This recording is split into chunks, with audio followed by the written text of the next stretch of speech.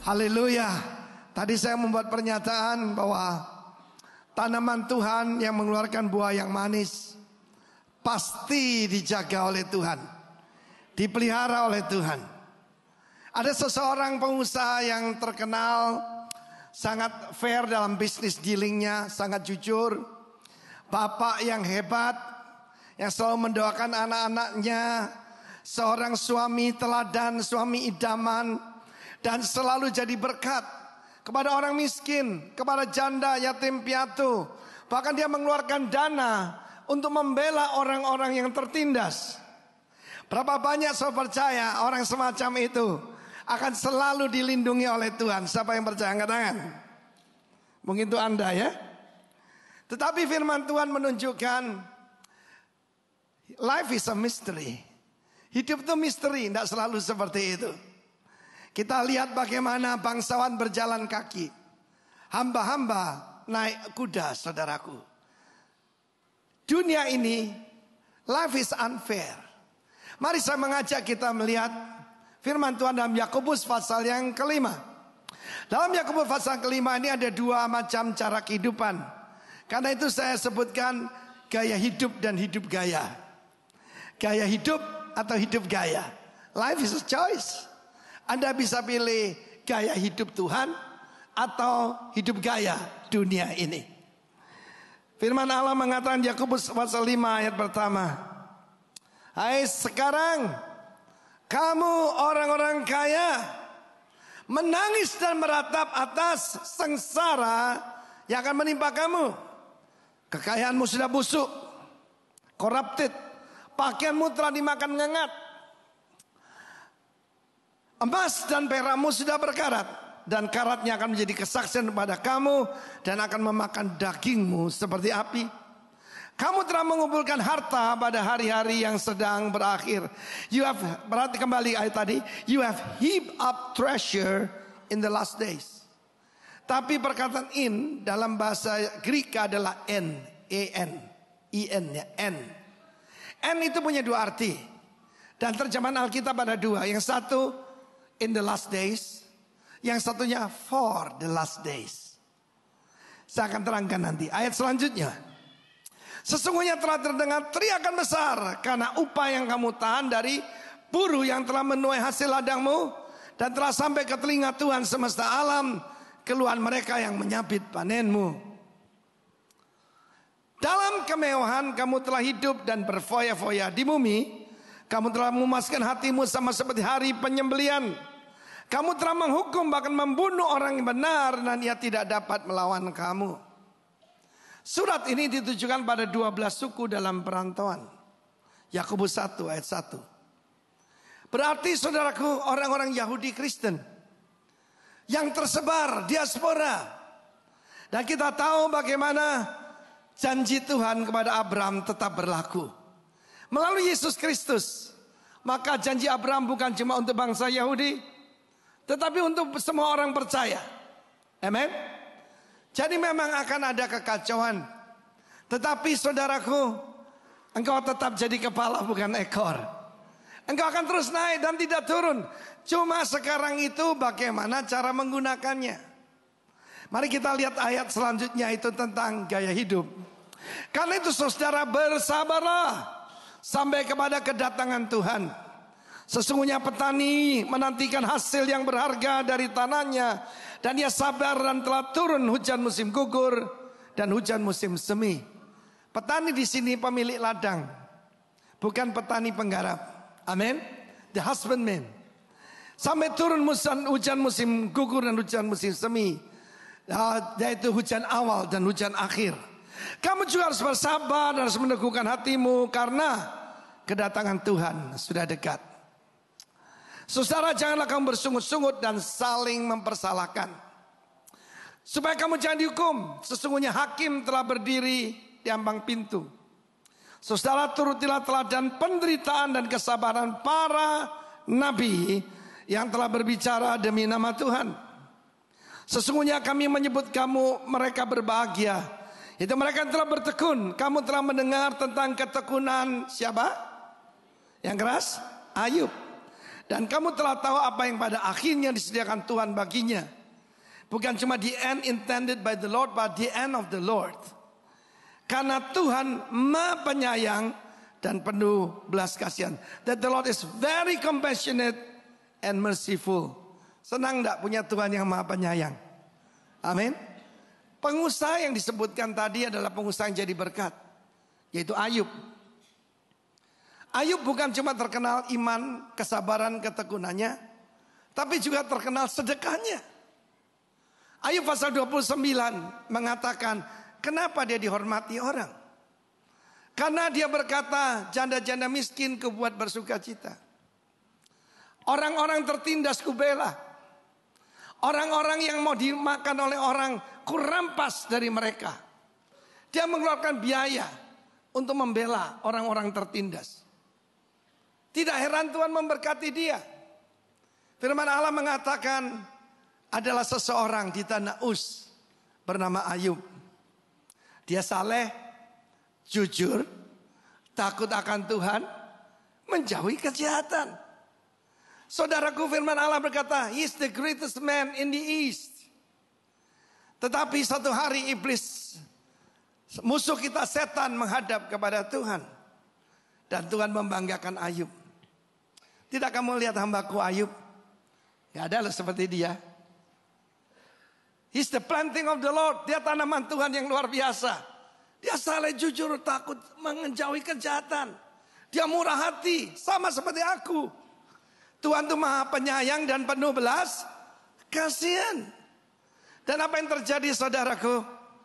Kita melihat iblis berkata, ya, sebab kamu melindungi. Bukan cuma melindungi dia dan keluarganya. Engkau melindungi semua harta miliknya. Coba diambil daripadanya. Dia akan menghujat engkau. Tuhan bilang baik. Perlindungan atas Ayub diangkat. Ingat. Tanpa Tuhan izinkan, nothing had happened in our life. Amen. So bersuka cita buat itu. Iblis hanya bisa melakukan sejauh yang Tuhan izinkan. God is in control in your life, in my life. Firman Tuhan mengatakan kemudian, in one day, 7 anak laki-laki, 3 anak perempuan. Semuanya mati dalam satu hari. Bukan cuma itu, rumah mereka ditimpa oleh angin puting beliung. Api turun dari langit. Orang Yahudi selalu berkata langit itu Tuhan. Sama seperti orang Chinese, Tian. Langit dengan Tuhan dibuat sama. Jadi Ayub mengira bahwa api itu datang dari Tuhan. Kemudian orang-orang Sabian, orang-orang Amalek, Midian datang dan merampas semua harta benda Ayub. Dia bangkrut in one day. Homeless, childless, penniless. Dia tidak punya apa-apa. Tapi dia tetap masih bisa memuji Tuhan. Dia tidak tahu what is behind the scene. Dia tidak tahu bahwa iblis di belakang itu. Dia kira ini ujian dari Tuhan. Dan dia berkata Tuhan memberi, betul? Tuhan mengambil, bukan? Terpujilah nama Tuhan. Bahkan pada waktu kemudian iblis berkata, ya, Tuhan berkata, lihat bagaimana? Dia tidak menghujat aku. Dia tetap memuji aku. Baruch Hashem Adonai, blessed be the name of the Lord. Kata iblis, iya, coba sentuh tubuhnya. Dia akan mengutuki engkau sampai ke mukamu. Oke, pagar kedua diangkat. Tapi jangan jamah nyawanya. Dan saudara, kita tahu, bukan cuma itu penyakit datang. Sudah jatuh, ditimpa tangga, kejatuhan lemari, diserempet truk, digigit anjing gila. Pada waktu dia tidak punya apa-apa, dia cuma punya kreweng. You know kreweng? Pecahan tembikar sampai untuk menggaruk. Istrinya, saudaraku. Jangan menghakimi istri. Istrinya Ayub siapa namanya? Gak tahu ya? Buyub. Ibu Ayub. Ibu Ayub tidak bisa ikut arisan. Ibu Ayub tidak lagi jadi orang terutama di kota itu. Dia kehilangan semuanya. Dan jangan mudah menghakimi dia. Saudara pernah berjalan di sepatu dari Ibu Ayub. Bagaimana kalau anakmu mati semua dalam satu hari? Bagaimana kalau statusmu diambil in one day? Dan suamimu mengeluarkan bau busuk. Nafasnya berbau busuk seperti mayat. Dan seperti mayat hidup, temannya aja tidak mengenali dia. Dia mendekati Ayub dan berbisik di telinganya. Kutukilah Allahmu. Lalu game over. Matilah. Bagaimana Anda kalau istrimu mengatakan begitu? Anda pernah dengar saya sering membanggakan istri saya ketika saya bangkrut. Dia berkata, sampai ke bawah jembatan aku ikut kamu. Bojoku, syesheni. Amin. Tapi ini bilang matilah. Ayub berkata, kamu bicara seperti orang tidak beres. Apa kita cuma mau menerima yang baik pada Tuhan dan tidak mau menerima yang tidak baik? Saya mau beritahu pada saudara, segala yang baik dan sempurna datang dari Bapa segala terang. Padanya tidak ada pertukaran karena bayangan. God is good all the time dan all the time. Life is unfair, saudara. Kalau engkau mengira semuanya pasti, yang baik pasti menang, belum tentu di dunia ini. Tetapi inilah tanda-tanda bahwa kedatangan Tuhan sudah dekat. Engkau mendengar perang dan deru perang.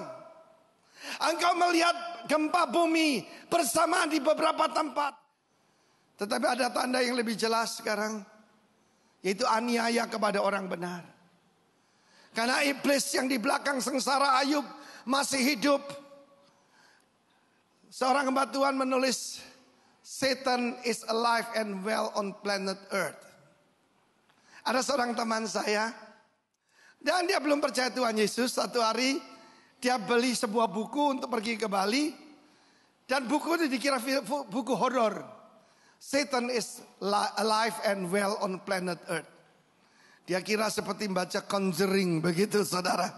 Dia baca di Pantai Sanur, isinya akhir zaman. Dia bertobat, saudara. Ya, orang kaya sukar masuk kerajaan sorga, tapi Tuhan punya cara tersendiri. Tepuk tangan bagi Allah kita. Wow. Saudara yang kasih Tuhan, saudara semua beritahu dan tidak mau menindaklanjuti saudara. Akhir zaman telah tiba. Bahkan akhir dari akhir zaman.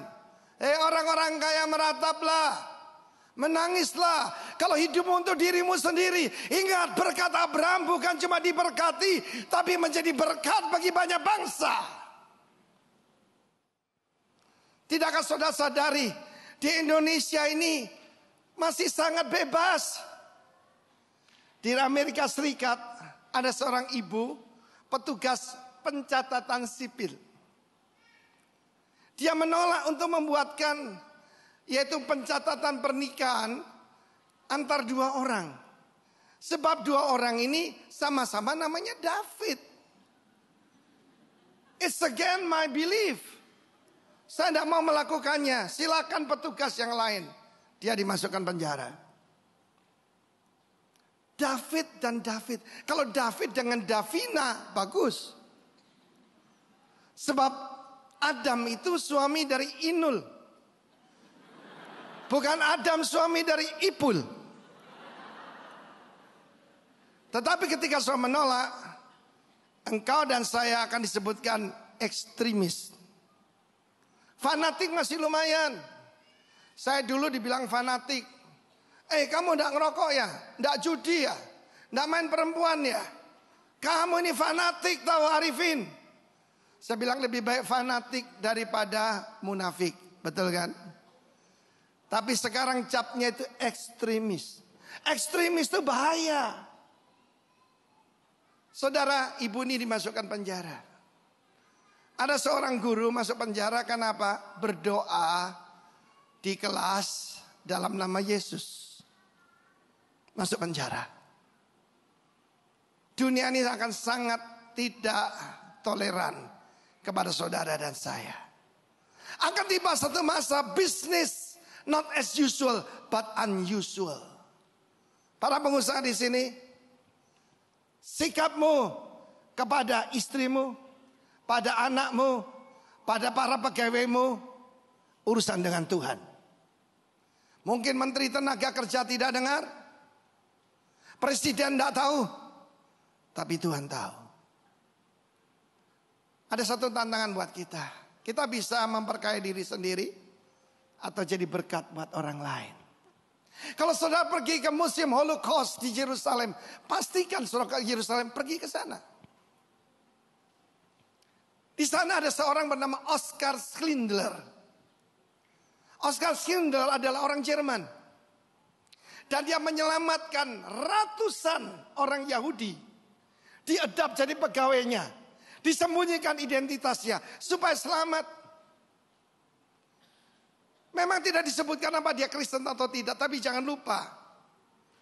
Hanya kasih Tuhan yang bisa membuat orang begitu. Mempertaruhkan nyawanya.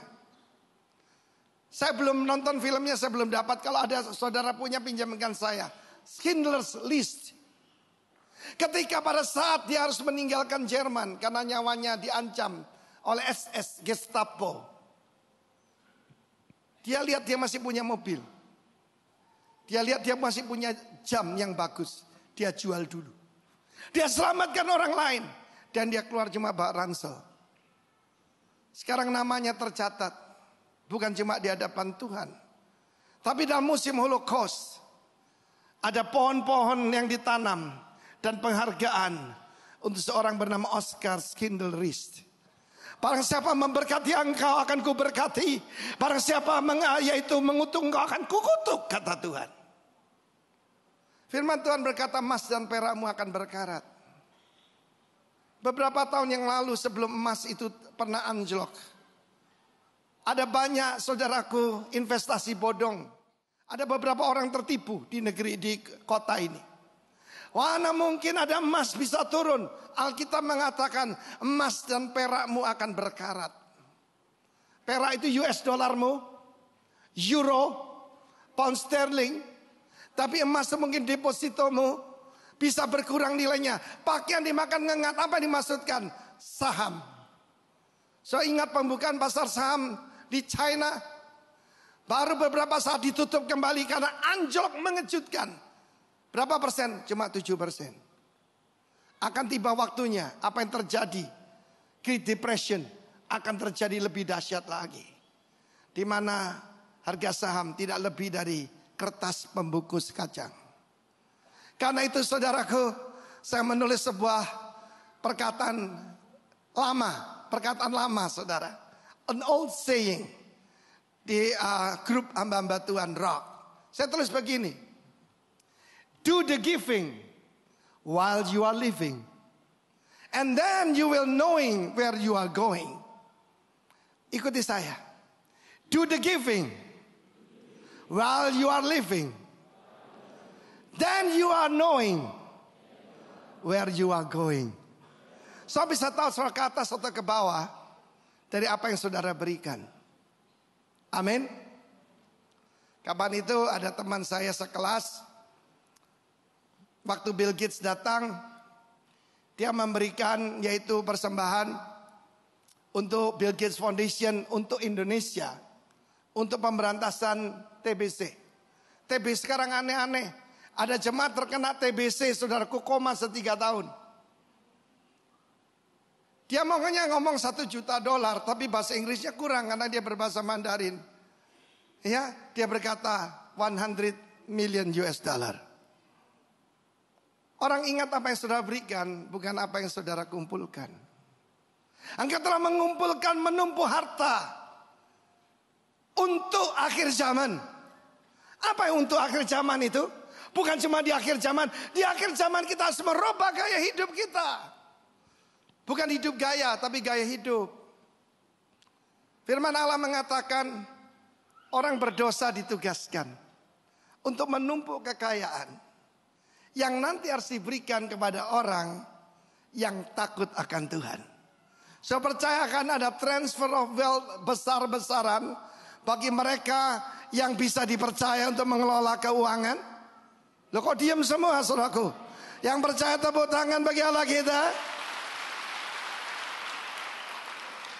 salah satu poll yang paling bisa dipercaya, yang berhubungan dengan iman kepercayaan kita, bukan cuma Pew Research, tetapi George Barna Research ini membuat suatu research di kalangan orang-orang Amerika. Apa yang disebut ekstrim? Apa yang disebut religious ekstrim? Apa yang disebut berbahaya? Dan inilah hasilnya. Yang kategori pertama, memakai agama untuk membenarkan kekerasan. Menolak, yaitu medical care untuk anak-anak mereka. Ada kelompok-kelompok yang tidak mau ditransfusi dengan alasan kepercayaan. Ada yang menolak, yaitu ilmu kedokteran. Saya tidak mengajarkan itu. Dan juga menolak melayani seseorang karena gaya hidupnya bertentangan. Kapan itu ada sebuah toko kue ditutup di Amerika. Kenapa? Yaitu karena tidak mau membuatkan kue pengantin untuk Adam dan Ipul itu. Ketika mereka pesan kue untuk pengantin, lah biasanya kan pengantin laki dan perempuan. Ini laki dengan laki. Dia bilang sorry, it's against my belief. Dilaporkan, dimasukkan penjara, usahanya ditutup, bangkrut. Coba lihat ekstrim tingkat kedua. Menunjuk orang lain bahwa mereka immoral, menyerang kafe-kafe, restoran yang tidak mau tutup, dan juga memberitakan satu pesan agama di tempat terbuka, mencoba membawa orang lain kepada imannya, mengajarkan anak-anak mereka bahwa sexual relationship di antara orang yang sama jenis adalah salah. Saya mau tanya, berapa banyak saudara berkata bahwa Adam dan Ipul itu salah? Angkat tangan. Saudara ekstrim tingkat 2. Amin. Berdoa keras-keras di publik. Ada orang lain yang hadir di sana, membagikan traktat, ya toh? Dan saudara yang itu terakhir, protest government policy that conflict with their religion. Tingkat ketiga, lebih sadis. Berdoa dalam bahasa khusus disebut berdoa di dalam bahasa roh.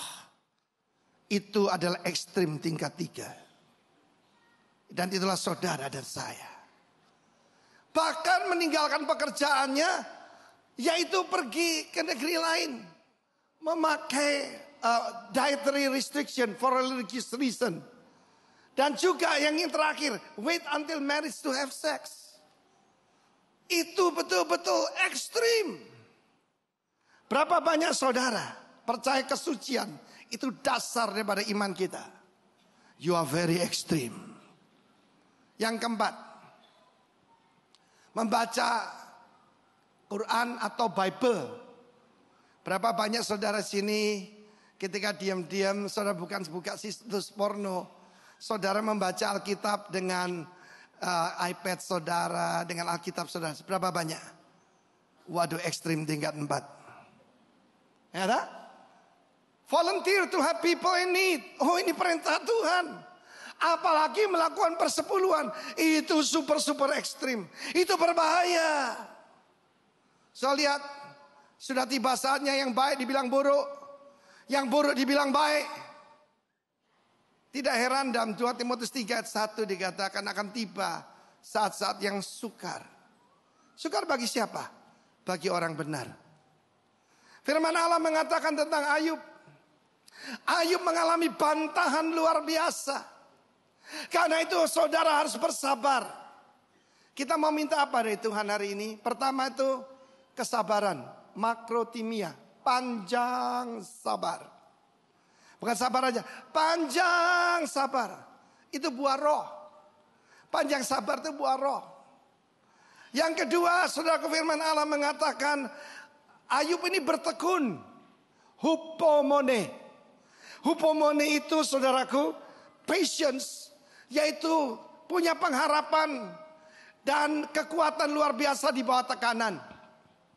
Yang ketiga, dia punya ketahanan. Hupo atau hipomeno. Hipomeno itu endurance. Only by the grace of God. Hari ini saya setia pada satu wanita. Bukan karena saya baik, tapi karena Roh Kudus. Semua suami di sini berkata, a man without Holy Spirit is a dangerous man. Saudaraku, kemudian yang terakhir, bantahan itu adalah antilogia.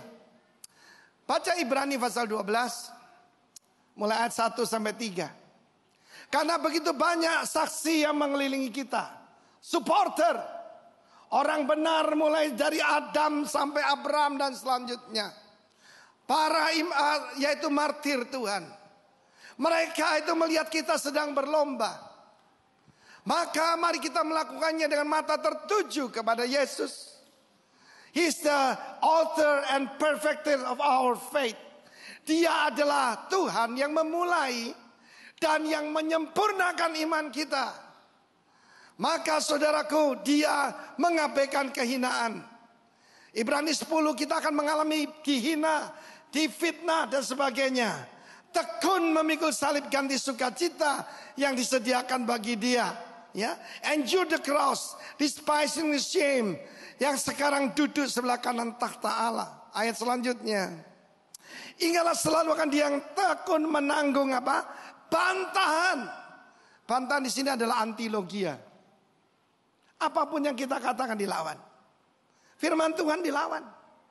Di zaman daripada Sodom, di zaman daripada Lot, ketika dia berkata, Tuhan segera datang, dia ditertawakan, dikira lelucon. Ada orang tanya, gimana Pak itu Pokemon Go itu Pak?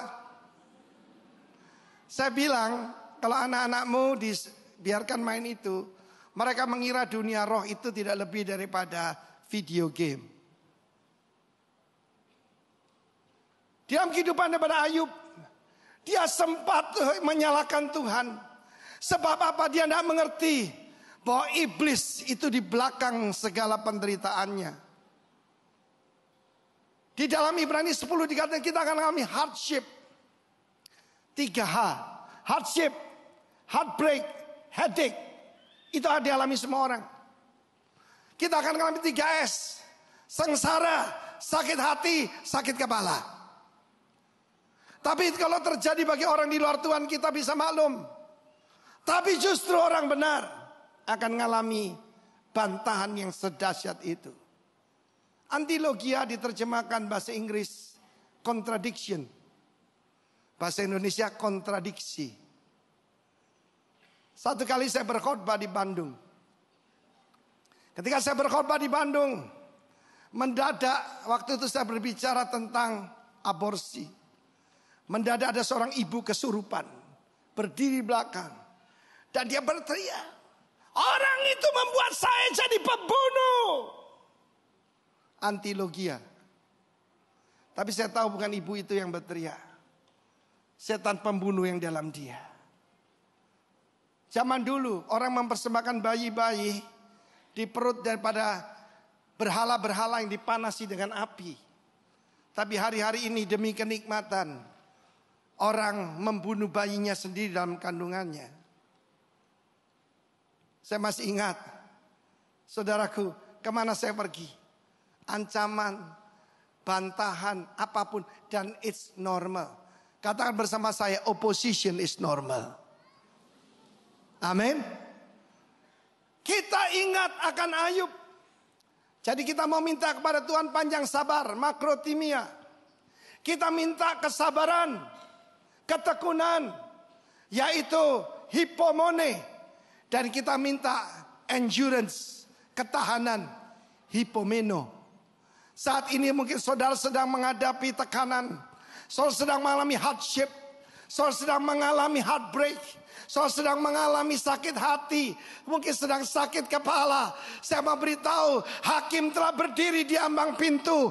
Kedatangan Tuhan sudah sangat dekat. Tepuk tangan bagi Allah kita. Coba kita lihat yang tingkat keempat tadi. Sudah lihat? Siapa yang disebut ekstrim itu? Coba salah satunya.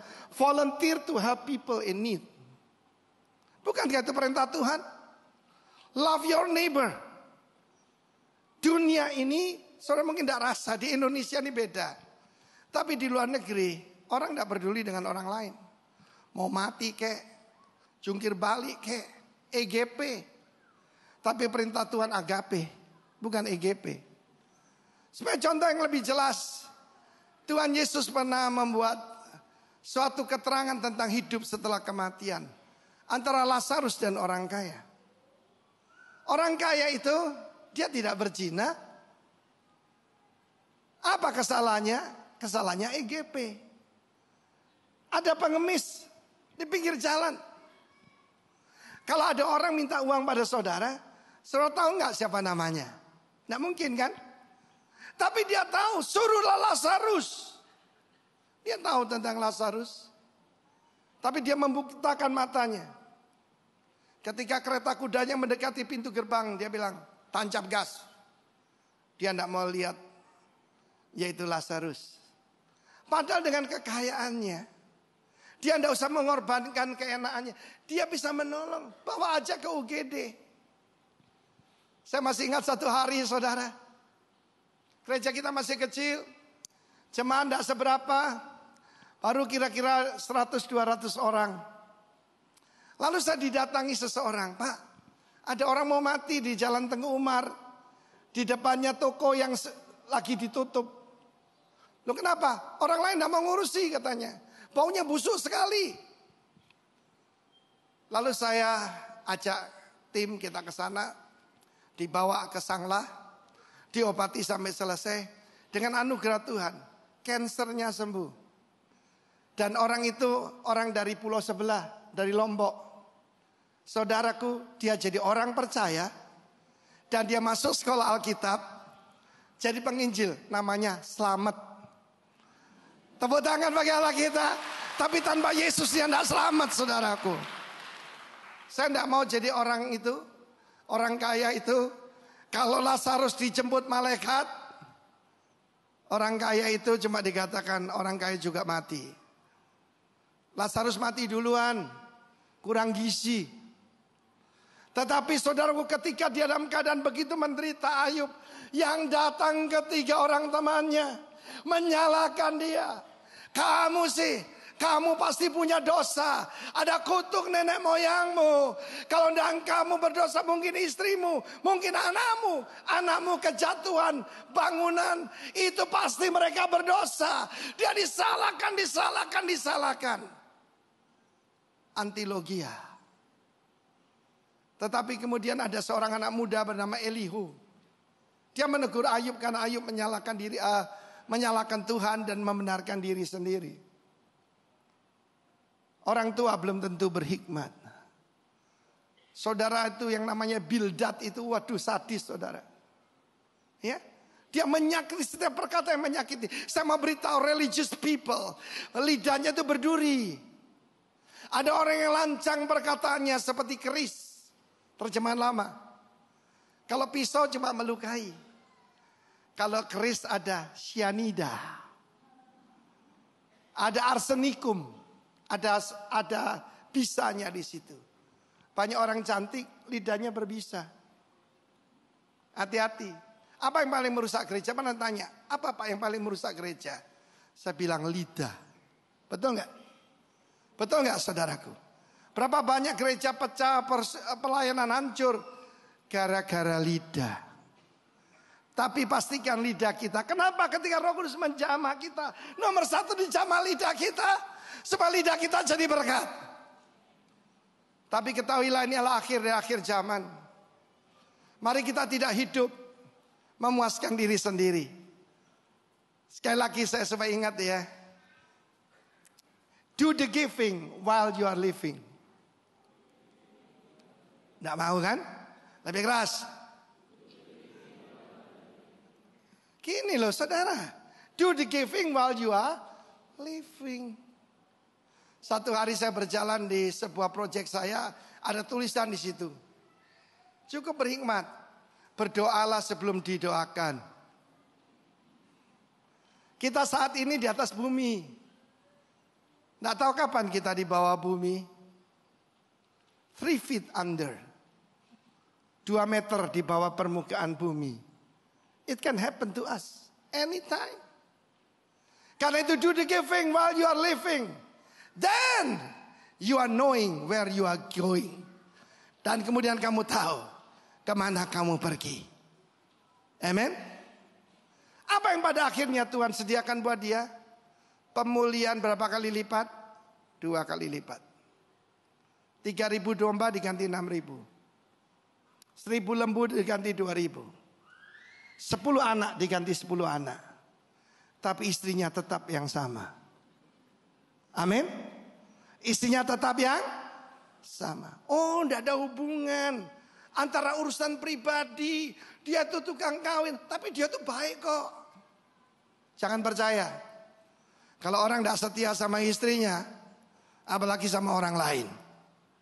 Saya tanya direktur bank, Pak, Bapak kalau ngadakan, yaitu kalau orang ngajukan portofolio kan bisa ditipu Pak. Bagaimana Bapak melepaskan kredit? Dia bilang, I'm looking for dia bilang family man. Kalau orang itu setia sama istri dan keluarganya, kira-kira uang saya tidak hilang. Tapi kalau orang ganti pacar, ya tukang main perempuan, duit saya pasti melayang. Betul itu saudara. Loh kok diam?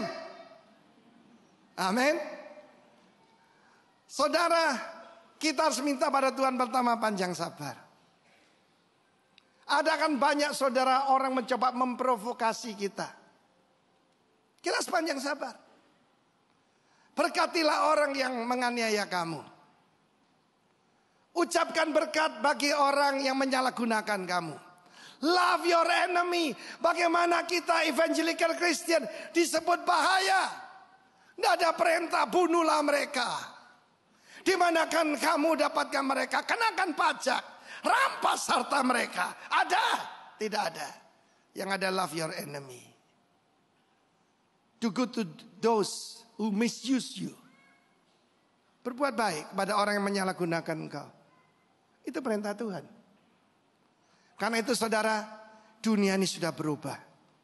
Kata dunia berubah. Jangan hidup sama seperti tahun-tahun lalu. Tuhan sudah mau datang. Hakim telah diambang pintu. Kita tidak usah balas. Vengeance is mine. Vengeance is mine. Amin. Tetapi saudara dan saya akan dimasukkan ekstremis. Saudara dan saya yang sungguh-sungguh dengan Tuhan, yang menolong orang lain, akan disebut berbahaya. Dan itu terjadi pada orang terbaik di dunia, Yesus Kristus. Ingatlah akan dia, yang menanggung bantahannya sehebat itu dari pihak orang berdosa. Mari kita minta pertama panjang sabar. Kedua, ketekunan atau kesabaran. Hipomone. Seperti tiang yang tetap ada di tempatnya. Dan yang ketiga, itu adalah hipomeno. Ketahanan. Ketahanan. Waktu saya masih SMA, itu ada race yang paling membosankan yang saya pernah lihat. Itu race ketahanan. Endurance race. Yang dipakai di Surabaya itu di jalan utama daripada daerah Perak. Jadi di sana itu balapannya bukan cuma cepat-cepatan, tapi lama-lamaan saudaraku. Kenapa orang tidak tahan lama? Olinya kurang. Olinya itu apa? Urapan Roh Kudus. Mari kita minta urapan Roh Kudus supaya ada hipomeno, ada ketahanan, ada endurance pada saudara dan saya. Dan jangan heran, nanti dari pers, bahkan mungkin dari pemerintah, dari pihak manapun akan ada antilogia. Bantahan kepada saudara dan saya. Bertahan saudaraku. Karena hakim telah ada di ambang pintu. Betapa bersyukurnya kita tinggal di Indonesia. Tidak boleh izin gedung gereja. Lihat gedung ini. Kita dapatkan secara ajaib bukan? Haleluya. Saya mau cerita sedikit. Saya ingat lagu tadi, You Raise Me Up. Salah satu jemaat di sini murah hati pada kita. Tahu pastornya dan ibu itu sering capek kalau di luar negeri. atau dari luar kota, dia menyediakan kita voucher di spa-nya.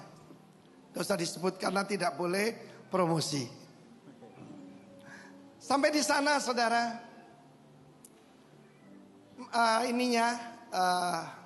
masyurnya atau pemijatnya itu dari Jawa Barat semua. Kemudian ada instrumental You Raise Me Up itu, saya nyanyi. You raise me up so I can stand on mountain. Istri saya menerjemahkan pada mereka. Mendadak mereka menangis.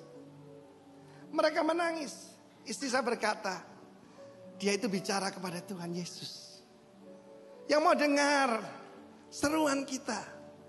Dan sampai selesai mijet, dua-duanya terima Tuhan Yesus. Itu Indonesia. Kalau di Amerika saya dilaporkan. Itu orang ekstrim. Masa memberitakan kepercayaannya pada kita dari kepercayaan lain. Saya sering diundang pengusaha-pengusaha papan atas kita untuk berdoa pada waktu pernikahan anak-anak mereka. Saya tanya kenapa di Jakarta kan banyak, kenapa mesti orang Bali ke sana? Mereka tersenyum, tapi saya tahu sebabnya. Ada banyak orang kalau dilihat ada pejabat di situ, doanya, ya Tuhan yang Maha Kuasa, ya Tuhan yang ada di atas sana, yang Maha Pemurah Penyayang. Mereka tidak sebut namanya, namanya Yesus. Saya selalu sebut nama Yesus, sebab saya tahu barang siapa malu mengaku aku di hadapan manusia, aku juga malu mengaku dia di hadapan Bapa dan para malaikat kudusnya.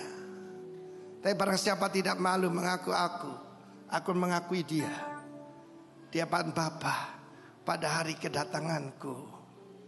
Siapa di sini mau dibanggakan oleh Tuhan? Tapi di luar negeri saya akan disebut ekstremis. Saya sudah berkata pada para pemimpin kita, kalau nanti ya ada Adam mau nikah dengan Ipul, tolak saja. Adam kawinnya sama Inul, tidak dengan Ipul. Amin. Bahaya Pak. Tapi jangan takut saudaraku. Selamat Tuhan bersama kita. Tepuk tangan bagi Allah kita saudaraku. Saya tahu the time is up, tapi saya ingin cerita. Barusan saya ke Amerika kan. Ternyata saudaraku, Indonesia sering lebih baik dari Amerika. Kita itu dipindah gate gak ngomong-ngomong saudara. Sehingga kita 20 orang terdampar. Saya harus terbang dari Los Angeles ke Orlando. Kita ditinggal pesawat.